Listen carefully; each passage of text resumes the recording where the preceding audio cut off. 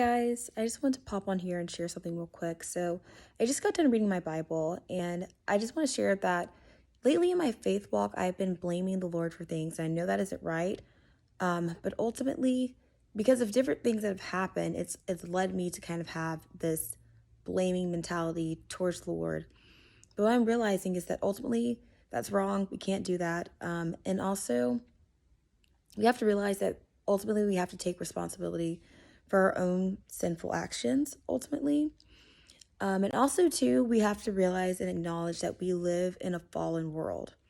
And that's the big thing. I mean, that too, like taking responsibility, but also the fact that we live in a fallen world is something that really kind of struck a chord with me. And I've realized afresh, kind of like after just spending time with the Lord. Because ultimately, whether we like it or not, and hopefully we don't like it, but we have sin imparted into us because Adam and Eve ate of the fruit. And now because of that, we as humans are all infected with sin. We all have different types of sins in our heart.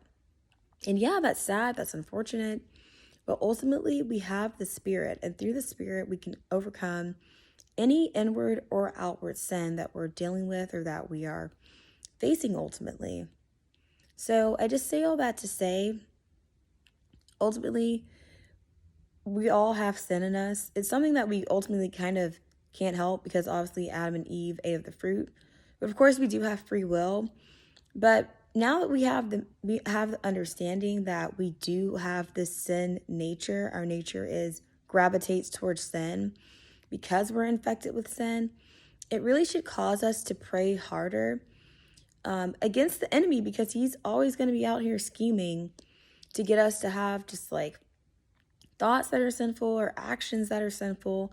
He's just gonna and just ultimately he's gonna try to cause us to be distant from the Lord.